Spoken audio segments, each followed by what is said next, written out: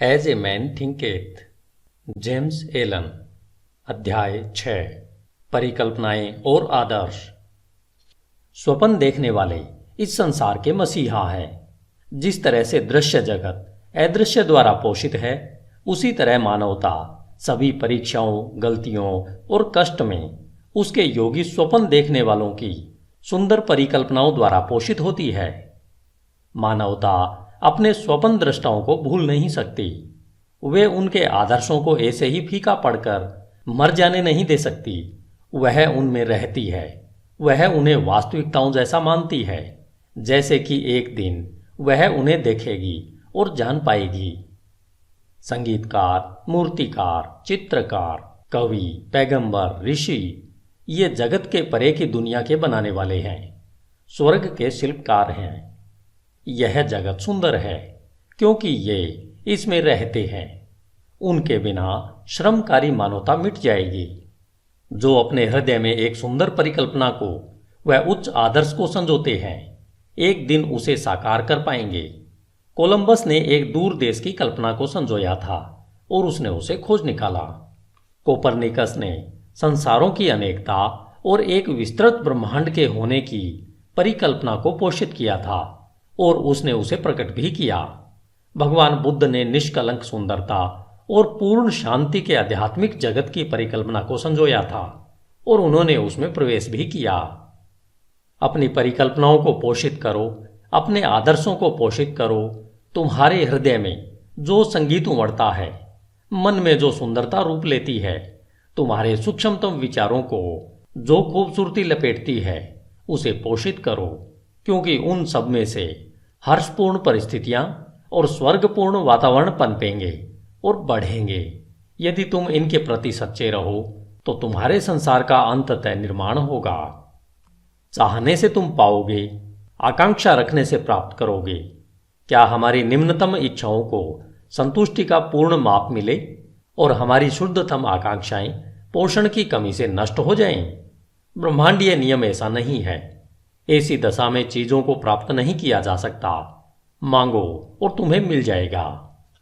उच्च स्वप्न देखो और जैसे तुम स्वप्न देखोगे तुम वैसे बन जाओगे। तुम्हारी परिकल्पना उसका वचन है जो तुम एक दिन बन जाओगे।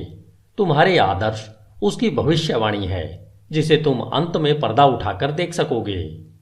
मानव उपलब्धियां सबसे पहले और लंबे समय तक एक स्वप्न थी। ओक का वृक्ष मंजू फल में छिपा होता है, चिड़िया अंडे में पलती है और आत्मा की उच्चतम परिकल्पना में जागृत देवदूत चलते हैं। स्वप्न वास्तविकता के बीज हैं। तुम्हारी परिस्थितियां हो सकता है प्रतिकूल हो, परंतु वे ऐसा लंबे समय तक नहीं रहेंगी। यदि तुम एक आदर्श को मन में रखकर उसे पाने के लिए जी जान लगा दो, बाहर शांत खड़े रहकर तुम अंतर में यात्रा नहीं कर सकते। एक युवती है और एक युवक है। दोनों ही गरीबी और काम के बोझ तले दबे हुए हैं। लंबे समय तक अस्वस्थ वातावरण वाली वर्कशॉप में बंद, अशिक्षित और सभी प्रकार की शिष्टताओं से कोसों दूर। परंतु दोनों ही बेहतर जिंदगी के सपने देखते हैं और वे बुद्धि, कृपा, शिष्टता और सुंदरता की कल्पना करते हैं। वे मानसिक तौर पर एक आदर्श जीवन परिस्थिति की कल्पना करते हैं, एक विस्तृत स्वतंत्रता की परिकल्पना करते हैं और एक बड़ी आकांक्षा उन पर हावी हो जाती है। व्याकुलता उन्हें कर्म करने के लिए उकसाती है और वे अपने खाली समय व साधनों को, चाहे वे अभी कम हैं, अपने सोई शक्तियों और साधनों के विकास में लगाते हैं। शीघ्र ही उनके मन इतने परिवर्तित हो जाते हैं कि वह वर्कशॉप उन्हें बांध कर नहीं रख पाती है। उनकी सोच से वह इतनी बेमेल हो जाती है कि वह उनके जीवन से वैसे ही बाहर हो जाती है जैसे कोई कपड़ा उतारकर फेंक दिया जाता है। जैसे जैसे उनके लिए वे अवसर बढ़ते जाते हैं जो कि उनकी विस्तृत होती शक्तियों के कार्य क्षेत्र को समा सकें, वे उससे हमेशा के लिए बाहर निकल जाते हैं। सालों बाद हम उन्हें फिर देखते हैं। बहुत ही विशिष्ट तरीकों में हम उन्हें मन की कुछ एक शक्तियों के अधिकारी पाते हैं जिनके प्रयोग से वे दुनिया भर पर प्रभाव और लगभग अप्रतिम सामर्थ्य से शासन करते हैं। वे अपने हाथों में विशाल जिम्मेदारियों के सूत्रों को थामे हैं। वे बोलते हैं और जीवन रूपांतरित हो जाते हैं। स्त्री और पुरुष उनके शब्दों में विश्वास करते हैं और अपने चरित्र को पुनः ढालते हैं और सूरज की तरह ये ऐसे स्थायी और प्रकाशित केंद्र बन जाते हैं जिसके चारों ओर असंख्य जीव घूमते रहते हैं। उन्होंने अपने यौवन की परिकल्पना को पा लिया है, वे अपने आदर्शों से एक हो गए हैं। और तुम भी नौजवान पाठक अपने हृदय की परिकल्पना को पाओगे, व्यर्थ इच्छा को नहीं, चाहे वह ओछी हो या सुंदर या फिर दोनों का मिश्रण, क्योंकि तुम सदा उसकी ओर खींचे जाओगे जिससे तुम गुप्त रूप से सबसे ज्यादा प्यार करते हो। तुम्हारे हाथों में तुम्हारे अपने विचारों का फल मिलेगा। तुमने जो कमाया है वह तुम पाओगे, न ज्यादा न उससे कम। तुम्हारे वर्तमान का वातावरण चाहे कैसा भी क्यों न हो, तुम्हारे विचारों, तुम्हारी परिकल्पना, तुम्हारे आदर्श द्वारा तुम या तो गिरोगे, वैसे ही रहोगे, या फिर उठोगे। तुम अपनी नियंत्रित इच्छाओं जितना छोटे बन जाओगे या तुम अपनी प्रबल अभिलाषाओं जैसे महान बन जाओगे। स्टैंटन क्रिगहम डेविस के सुंदर शब्दों में, तुम वही खाते संभाल रहे हो और तुम अभी उन दरवाजों से बाहर निकलते हो जो इतने समय से तुम्हें लगता था कि तुम्हारे आदर्शों के लिए रुकावट थे, और अपने आप को श्रोताओं के सामने पाते हो। पेन अभी भी तुम्हारे कान पर अटका है, उंगलियों पर शाही के धब्बे हैं, और तभी उसी क्षण में तुम्हारे अंतर में प्रेरणा की वर्षा होने लगती है। तुम बकरियों को चरा रहे होते हो और शहर में घूमते हुए पहुंच जाते हो, फटे मुंह देहाती की तरह, और आत्मा के निर्भय मार्गदर्शन में तुम एक गुरु के आश्रम में पहुंच जाते हो। और एक समय के बाद वे कहते हैं, तुम्हें सिखाने के लिए मेरे पास और कुछ नहीं है, अब तुम स्वयं गुरु बन गए हो, जो थोड़े समय पहले तक बकरियां चराते हुए महान कार्यों के घटने के स्वप्न देखा करता था।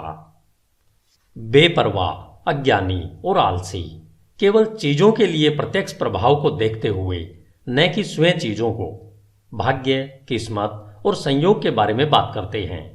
किसी को धनवान बनता देखकर कहते हैं, कितना भाग्यशाली है। किसी को सुप्रसिद्ध विद्वान बनता देख वे आश्चर्य से कहते हैं, उस पर कितनी कृपा दृष्टि है। और किसी साधु प्रवृत्ति वाले व्यक्ति और उसका अन्य लोगों पर प्रभाव पड़ते देखकर वे टिप्पणी करते हैं, देखो किस्मत कैसे हर कदम पर उसका साथ दे रही है। वे उन परीक्षाओं, असफलताओं और संघर्ष को नहीं देखते जो इन स्त्री पुरुषों ने अनुभव पाने के लिए सहर्ष स्वीकारा है। उन्हें इनके द्वारा किए गए त्याग का, साहसिक प्रयत्न का और विश्वास जिसे उन्होंने अपनाया है का जरा सा भी ध्यान नहीं है, जिससे कि वे अलंध्य दिखने वाले लक्ष्य को प्राप्त कर सकें और अपने हृदय की परिकल्पना को पा सकें। उन्हें मन के अंधकार और दिल के टूटने का कोई एहसास नहीं होता।